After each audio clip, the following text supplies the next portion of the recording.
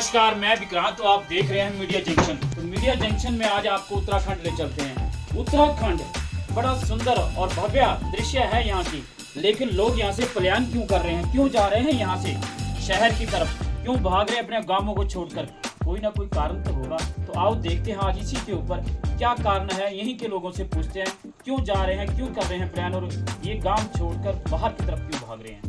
जब खेत में काम करना पड़ता है तब खाने हैं लोग हैं जंगल में कहीं दूर दूर कहीं सुबह चल जाते 7 बजे तब आते 3 बजे हैं तो तब खाते लोग ठंडे कोई अपने बाल बच्चे छोड़ के जाते। तो ये वजह से लोग प्रदेश में कि हम अपने बाल बच्चे न यहाँ पढ़ा के सकते। तो क्या यहाँ पढ़ाई के लिए स्कूल नहीं है? स्कूल है यहाँ, स्कूल यहाँ बहुत स्कूल है पर हिफाजत नहीं है यहाँ। हिफाजत नहीं होती ना गाँव में, हिफाजत कहाँ होती इतने है न नहाने न धोने। अब भैंस भी पाने, गाय भी पाने, बैल भी पाने, सब कुछ देखने है पूरा नहीं होता।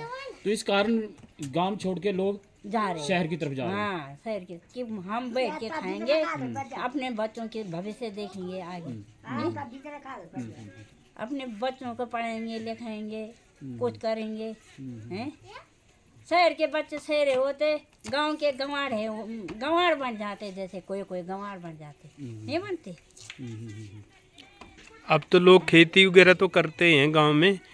खेती तो बहुत करते, जो मेहनत करते ना वो खाते भी, तबे जब मेहनत करेंगे तबे खाएंगे, दूध दही। नहीं, जो बाहर है ना, बाहर में जो है जो खाना मिलता है या जो भी राशन पानी होता है उसमें सब जो है क्या होता है केमिकल का बना होता है, बीमारी हो जाती है उससे।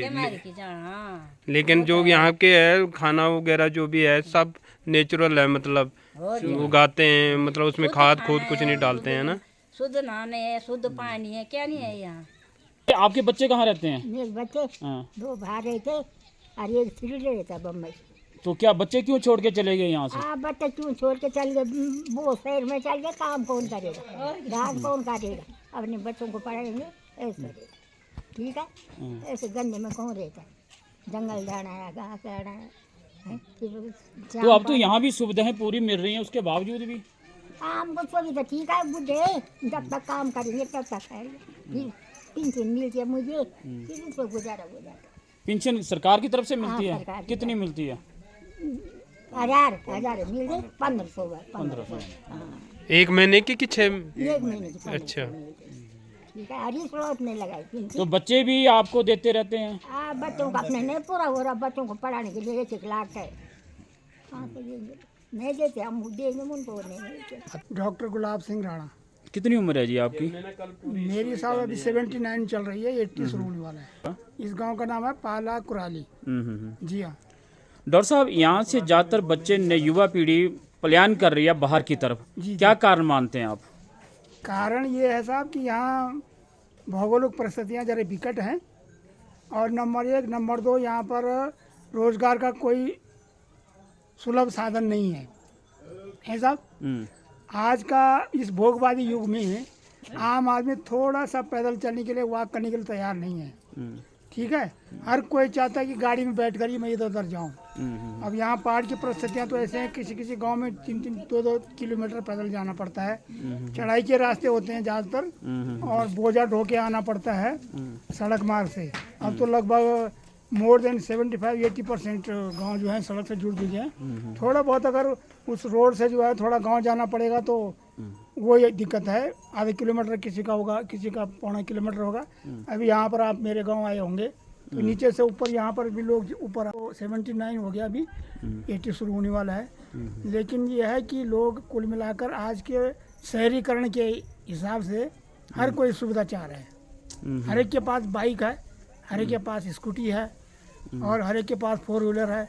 सब जो है साधन संपन्न हैं। लोग पैसा कह रहे हैं कि हमारे यहाँ इस इलाके के लोग ज़्यादातर जो हैं विदेशों में काम करते हैं, विदेशों में, और मेनली होटल लाइन में काम कर रहे हैं। तो कोई कंट्री ऐसी नहीं है जिस कंट्री में ये इस इलाके के लोग ना होंगे।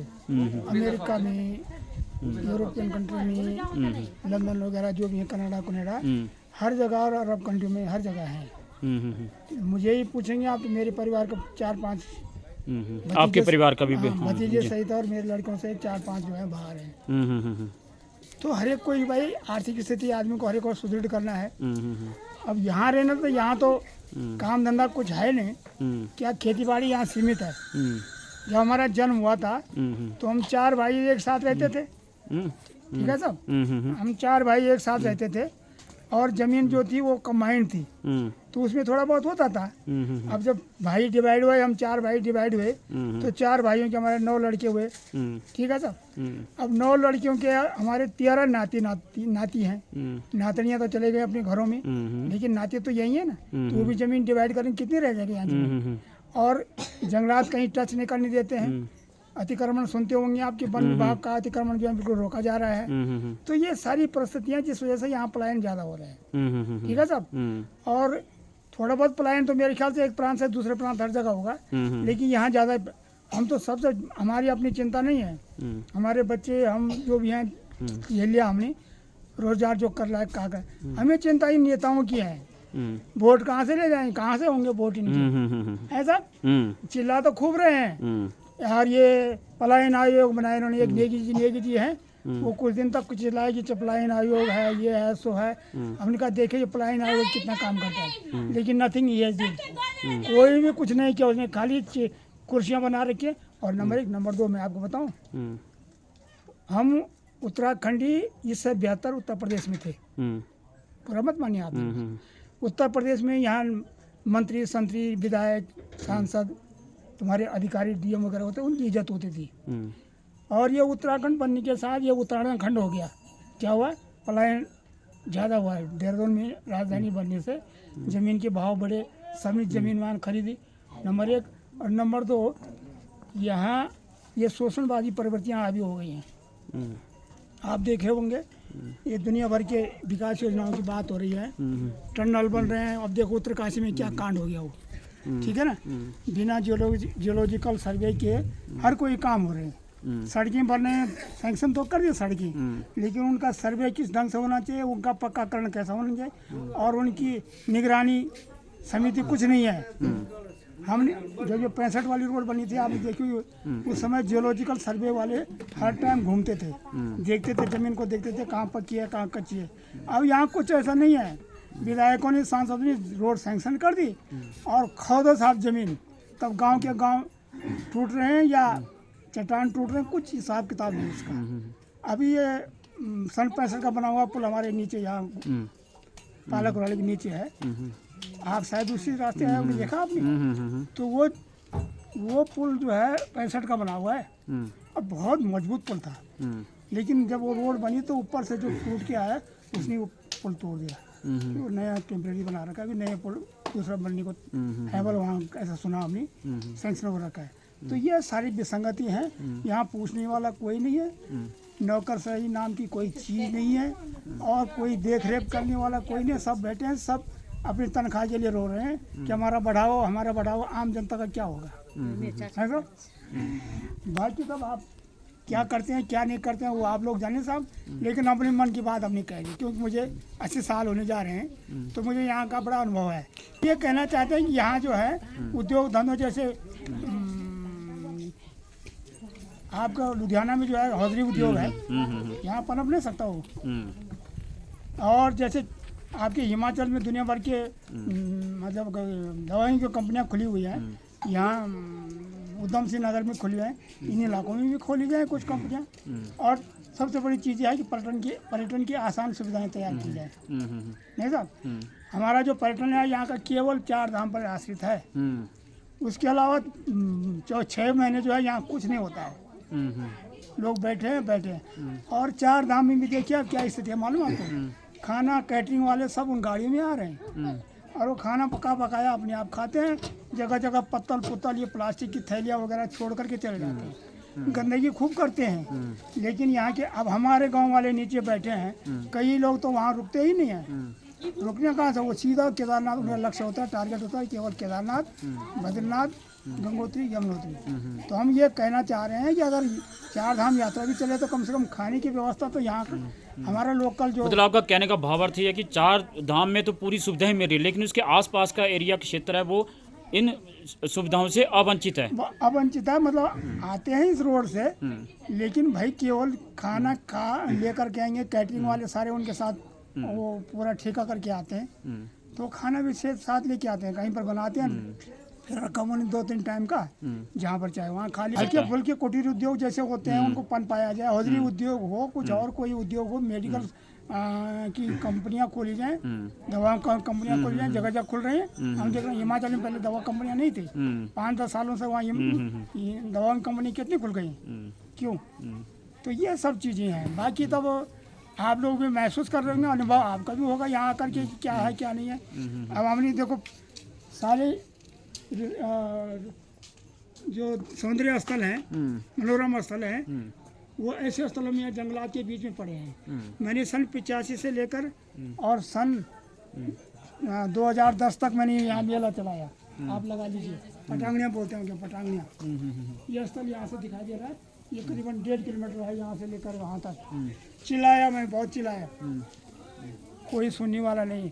अधिकारी है यहाँ, गढ़वाल मंडल का आयुक्त है SS पांगती जी हुआ करते थे उस समय, क्या गढ़वाल के आयुक्त, और वो उनके पास पर्यटन महानिदेशक का काम भी था, उसका चार्ज भी था उनके पास। तो आए यहाँ, तो उन्होंने कहा तुम्हारा स्लोगन सही है, लेकिन अब देखिए यहाँ उस समय 85-87 में जब हम शुरू किया तो कम आते थे, तो उस समय 9-11 गाँव के लोग भी हमारे साथ जुड़े हुए थे, और लोग तो बड़ियालगढ़ नैलचामी वगैरह सारा जुड़ा हुआ था इस मेले से।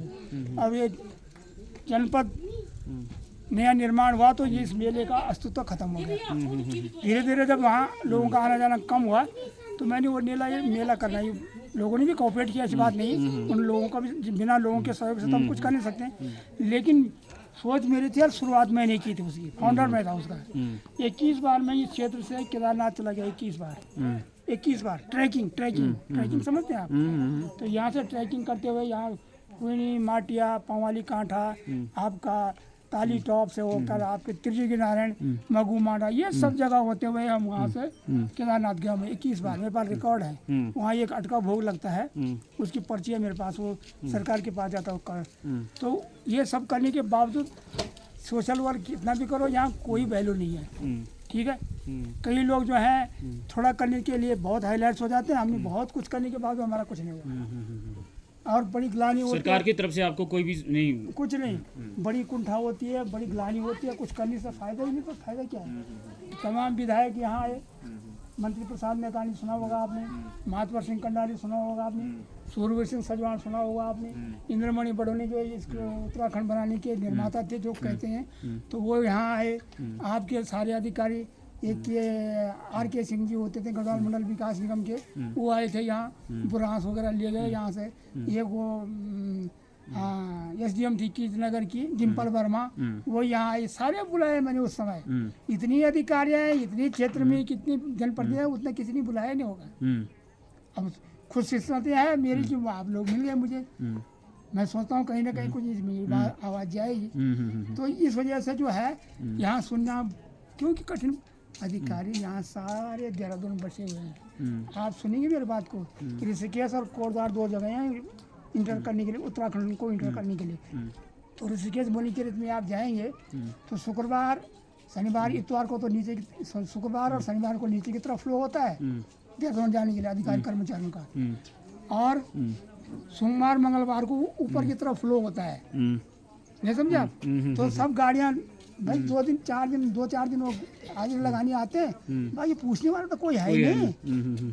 Nobody to ask anything what is going on.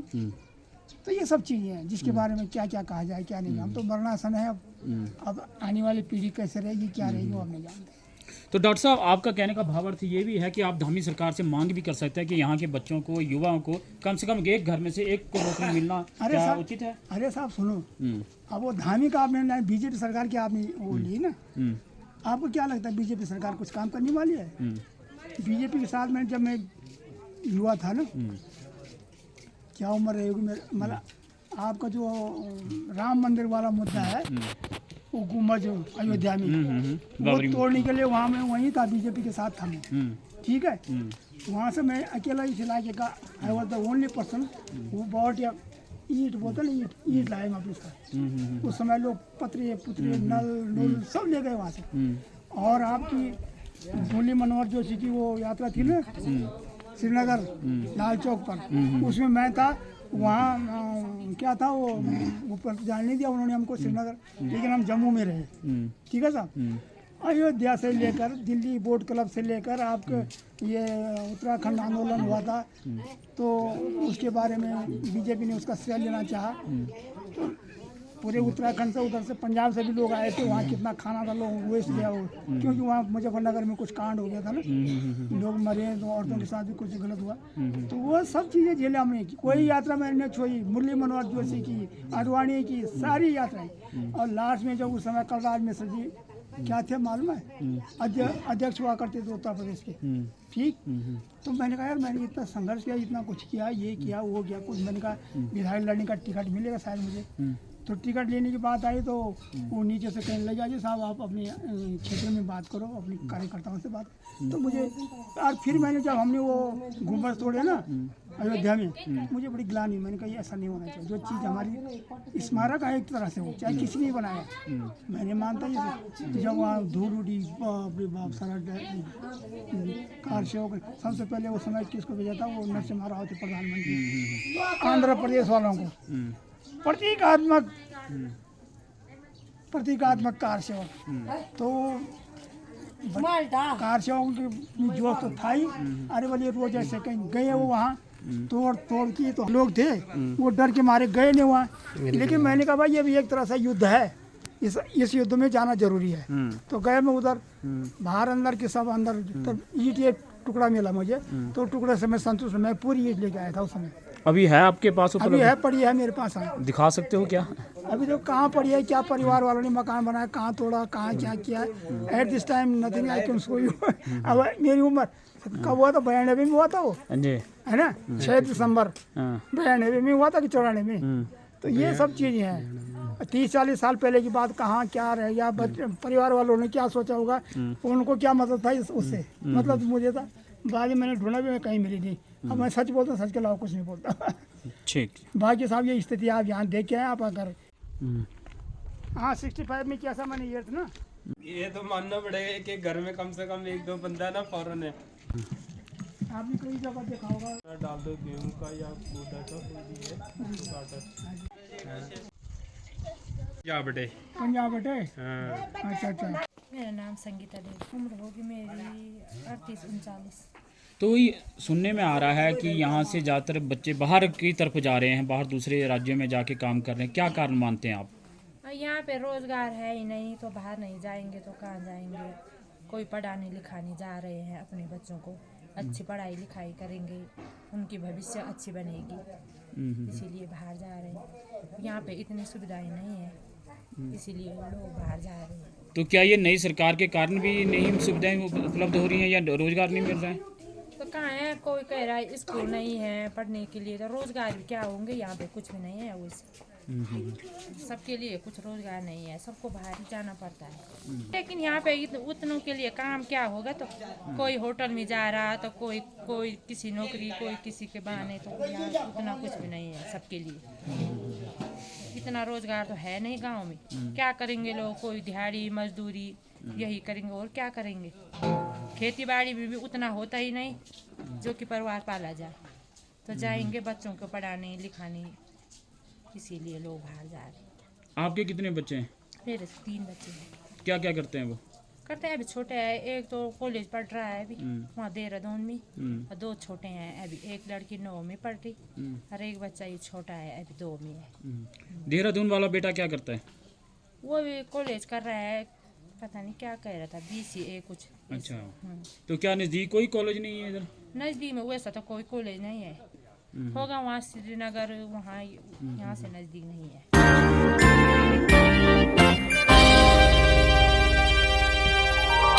कितनी उम्र है आपकी?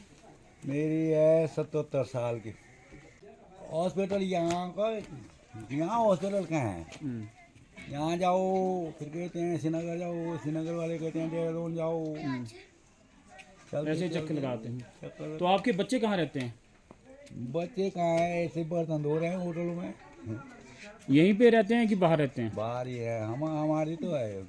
अच्छा, आप दोनों यहीं रहते हैं, बाकी बच्चे बाहर चले हाँ, गए? बच्चे तो ये रुड़ के गए, वो नाते हैं पढ़ाने के लिए, वो रुड़ के गए। बाहर रहते और लड़का है मेरा, ये के परिवार वो देहरादून में रहता है, वो पढ़ने के लिए। स्कूल की सुविधा कहाँ है यहाँ? स्कूल तो खोल रखे हैं, मगर टीचर वगैरह कुछ नहीं, पढ़ाई कुछ नहीं, खाली स्कूल खोला, यही 2 टीचर भेजा। तो आपको सरकार की तरफ से पेंशन भी मिलती है? नहीं, सरकार की तरफ पेंशन नहीं मिलता है। पहले था कि ये को मिल जाए 2 में से, अब था तो लगाया जगह जगह दिया, बोला मैं नहीं तो ये देख रहा, कौन देखेगा गरीबों को? हमारा वो जिला कार्ड है रुद्रप्रयाग। रुद्रप्रयाग का ही हिस्सा है ये। तो यहाँ बच्चे इस करके प्लान कर रहे हैं, बाहर की तरफ जा रहे हैं ज़्यादा? भले नहीं कर रहे हैं सारे। यहाँ रोजगार तो है नहीं, सरकार किसी को नौकरी पकड़ देते नहीं, फिर क्या करें? बच्चे होटल में जा रहे हैं, बर्तन धो रहे हैं, और क्या करेंगे? सुनने में आ रहा है यहाँ दवाई की फैक्ट्रियाँ खुलेंगी, तो उससे होगा कुछ रोजगार वगैरह? खुलेंगे तो रोजगार को पता नहीं कहाँ के आते हैं, फिर भी हमारे बच्चों को कौन देता है? उनके तो अपने फिट होते होंगे। वैसा वो भर्ती खोली तो उन्होंने वो अग्नि क्या क्या था उसका नाम, वहाँ सब बच्चों ने फार्म भरे तो निकाले उन्होंने होंगे जो उनके लायक के होंगे। मेरे गांव में इतना बड़ा गांव है, 200 परिवार का, एक बच्चा तो कोई बच्चा तो होता ही योग्यता का, सब एक ही जैसे होंगे, कोई तो होगा। चलो मेरा नहीं निकला, दूसरे का।